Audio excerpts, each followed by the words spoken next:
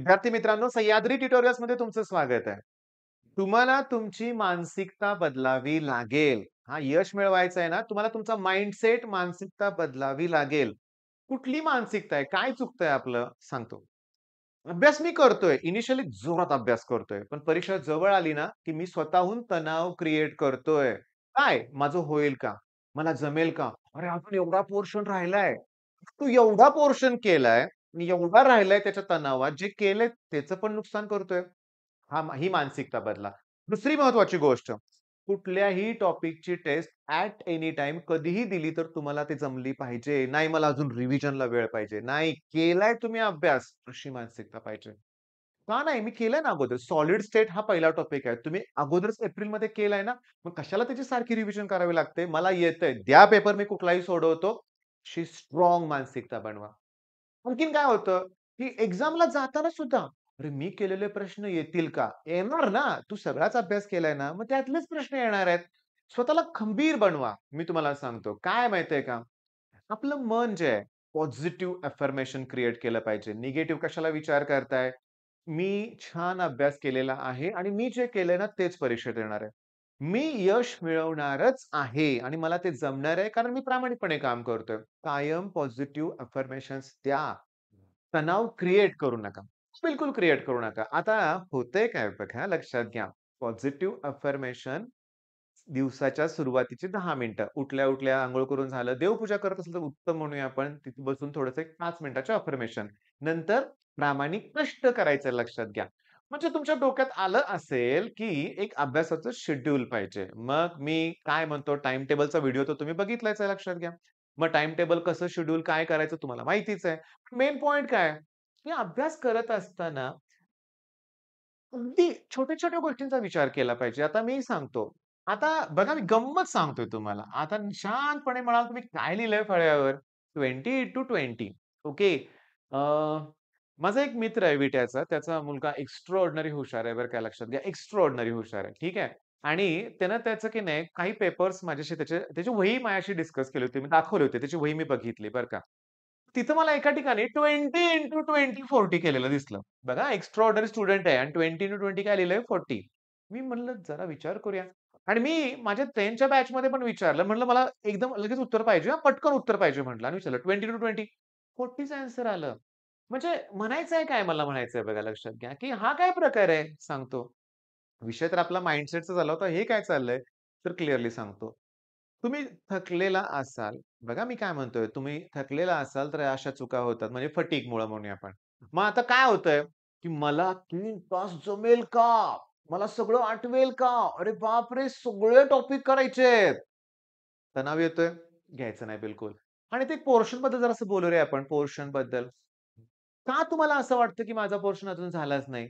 आता ही कुणाची वाक्य आहेत माहिती आहे का? माझं अजून पोर्शन झालंच नाही. माझ्याकडे ड्रॉप घेतलेले काही स्टुडंट आहेत बरं का. त्यांना वाटतं बऱ्याच वेळा, की "अरे, हे आमचं अजून बरचसं राहिलंय. कसं होईल सर? किती पर्सेंटाइल मला पडतील?" बऱ्याच वेळा विचारतात मुलं बरं का, गप्पा मारताना. तर मी म्हणतो, "गेल्या वर्षी केलंय ना एकदा? केलंय. हां, ठीक आहे परफेक्ट केलं नसेल, पण केलंय. मला त्याला फक्त अजून एन्हान्स करायचंय. मला तो अभ्यास अजून वाढवायचा आहे." हे तुम्हाला जमलं पाहिजे. बरं आता आणखीन एक बदल करूया आपण आपल्या माइंडसेटमध्ये. मी तुम्हाला सांगतो. बघा, ह्याला फुल स्टॉप द्यायचा आहे. ह्या गोष्टीला फुल स्टॉप द्यायचा आहे. ओके. बिलकुल नाहीये. बिलकुल नाही. बरं, मग करायचंय काय? तर मी तुम्हाला सांगतो zero timepass. Okay. Zero timepass. नुसत्या विनाकारण गप्पा मारत बसायचं नाहीये आपल्याला. पूर्ण वेळ हा अभ्यासाला द्यायचा आहे. तर हे करत असताना मी नक्की करू कसं काय? तर क्लिअरली बघा तुमच्या मनाला सांगा, की एक गोष्ट लक्षात ठेवा, की बघा सगळेजण म्हणतात कन्सेप्ट क्लिअर केला पाहिजे, कन्सेप्च्युअल स्टडी केला पाहिजे. पण नक्की करायचंय काय? सांगतो. कुठली तरी एक्झाम्पल घेऊया आपण. कोणतं पण एक्झाम्पल घेऊया. चला आता केमिस्ट्रीचं एक्झाम्पल घेऊया. हेनरीज लॉ कशाशी रिलेटेड आहे? सोल्युबिलिटी. सोल्युबिलिटी म्हणजे काय तुम्हाला माहिती पाहिजे. ओके. बरं. ही जी सोल्युबिलिटी ऑफ कशाची सोल्युबिलिटी आहे? गॅस इन लिक्विड आहे. ती डायरेक्टली प्रोपोर्शनल टू प्रेशरला असतं. मग प्रेशरचे सगळे युनिट तुम्हाला आले पाहिजेत. प्रेशरचं युनिट आहे न्यूटन पर मीटर स्क्वेअर, पास्कल, बार. त्याच्यानंतर तुम्हाला सांगतो टॉर हे सुद्धा प्रेशरचं युनिट आहे. मग तुम्हाला ते कन्व्हर्जन पण जमलं पाहिजे. बरं, आता हे जर डायरेक्टली प्रोपोर्शनल असेल, तर तो कॉन्स्टंट आहे, त्याचं युनिट पण तुम्हाला आलं पाहिजे. ओके. त्याच्यावरती न्यूमेरिकल सॉल्व्ह व्हायला पाहिजे. म्हणजे तुम्हाला अभ्यास कसा करायचा आहे, की ही कन्सेप्ट केली मी सगळी. मी त्याचं आणि अरे मुलं नुसती स्टेटमेंट पाठ करतात. नाही, तुम्ही स्टेटमेंट नुसतं पाठ नाही करायचं. तो फॉर्म्युला आला पाहिजे. पुस्तकातलं सॉल्व्ह न्यूमेरिकल तुम्ही बघितलं पाहिजे. त्याच्यानंतर पी-वाय-क्यूकडे गेलं पाहिजे. मग तुमच्याकडे स्कोर बुस्टर जर असेल, बघा केमिस्ट्रीचा स्कोर बुस्टर जर असेल, तर तुम्ही त्यातले जे इनिशियली मी आहे तसा प्रश्न वाचून दाखवतो. Solubility of a gas in liquid is directly proportional to pressure of gas over the solution. This law is known as असा प्रश्न डायरेक्टली विचारतात. म्हणजे तुम्हाला ना काय करायचंय, कन्सेप्ट वरती कुठलाही प्रश्न विचारला तर जमला पाहिजे. तुम्हाला माहिती आहे का रे parallel axis theorem, perpendicular axis theorem कोणत्या टाइपच्या ऑब्जेक्टसाठी ते ॲप्लिकेबल असतं? तर लॅमिनार ऑब्जेक्टसाठी. पुस्तकात एका लाईनमध्ये दिलंय. तोडला एम-सी-क्यू आले. हां, म्हणजे आता तुमच्या लक्षात आलं असेल. बरं तरी अजून ह्याच मुद्द्यावर बोलायचंय मला, ह्याच मुद्द्यावर. तुमचं मन तुम्हाला इतकं डिमोटिव्हेट करतं ना, की विचारूच नका. सांगतो. बघा, आता ही गोष्ट जवळ आली. ह्याच्यावर एक व्हिडिओ बनवावा लागणार आहे बरं का.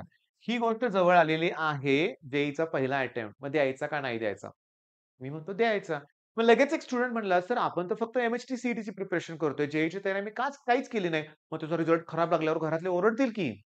मग मी म्हटलं, "घरातल्यांना पण माहिती आहे ना, आपण एम-एच-टी, सी-ई-टीचीच प्रिपरेशन करतोय. मग का तरी जे-ई-साठी एवढी फी भरायची?" तर तो 3 तासाचा जो अनुभव येणार आहे ना आपल्याला, आपण एक्झाम सेंटरवर जाणार आहे.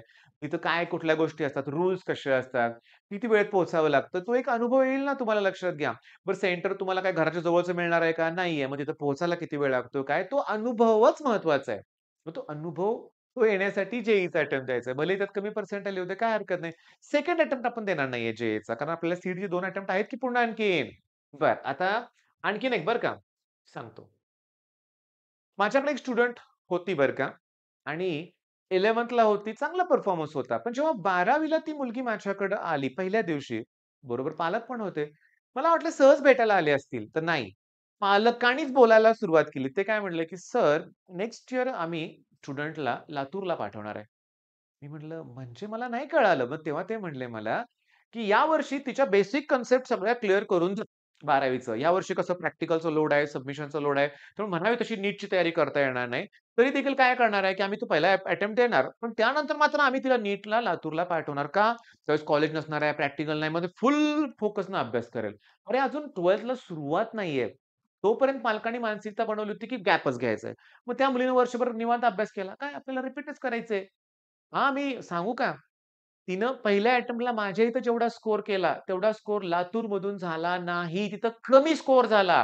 कारण हेच होतं. मी त्या स्टुडंटला भेटलो. नंतर विचारलं, की "काय झालं? मला ऐकायचंय." त्या स्टुडंटनं सांगितलं, "सर, आपल्या इथं असताना जो स्कोर झाला तो चांगला होता. ठीक आहे. पण तिथं गेल्यावर कमी का आला?" तर तिनं तिथं बघितलं, की सर तिथं मोठा क्लास तर होताच 1000-2000 मुलं. तर 720 पैकी 700 पडणारी 50-60 मुलं असायची. त्यांना बघूनच टेन्शन यायचं. त्यांचा केवढा अभ्यास झालाय ना, आपला अजून काहीच अभ्यास झाला नाही. त्याचा तणाव येत गेला आणि मी अभ्यास करणं सोडून दिलं. आणि आमच्याकडे कोण लक्ष देत नव्हतं. सगळं टॉपरचंच कौतुक व्हायचं. तर हे बऱ्याच ठिकाणी होतं बरं का लक्षात घ्या. तुमच्या लक्षात आलं का? का असा चुकीचा विचार केला? ह्यांचे मार्क्स काय करायचे आहेत मला? मला माझा स्कोर इम्प्रूव्ह करायचा आहे ना. मला माझा स्कोर इम्प्रूव्ह करायचा आहे. दुसऱ्याचे मार्क्स मी कशाला बघतोय? हा एक माइंडसेट बदला. पालक सुद्धा काय करतात, की क्लासचा रिझल्ट ग्रुपवर पाठवला की नाही, स्वतःच्या पोराचं शोधा ना. दुसऱ्याच्या पोराचे मार्क बघून काय करायचे? कंपॅरिझन करायचंय. आपल्या मुलाशी बोला. का त्याचे मार्क्स कमी पडले? का चुकलं? याचा विचार करा. बरं, मग आजपासून पॉझिटिव्ह अफर्मेशन कुठले आहेत? की अजून वेळ आहे. माझा अभ्यास होऊ शकतो आणि मी तो करणार आहे. दुसरी गोष्ट, की सी बोर्डचा अभ्यास करताना मी पहिला बोर्डला फोकस ठेवणार आहे.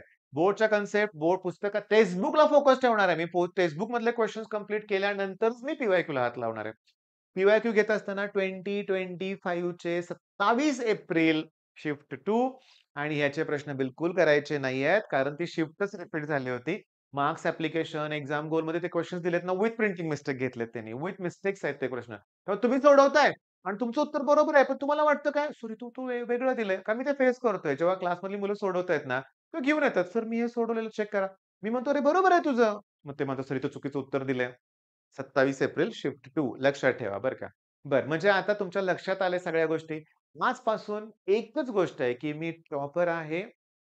काहीही डाउट्स येऊ देत, YouTubeवर शोधा. तुम्हाला कुठली how will you convert galvanometer into ammeter? त्याच्यापुढे टाइप करा बरं का. सह्याद्री ट्युटोरियल तुम्हाला व्हिडिओ दिसेल. Ammeter, voltmeter, potentiometer, meter base सगळे video, Kirchhoff's current law, voltage law सगळे व्हिडिओ तुम्हाला YouTubeवर दिसतील. पण शेवटी रिक्वेस्ट करतोय.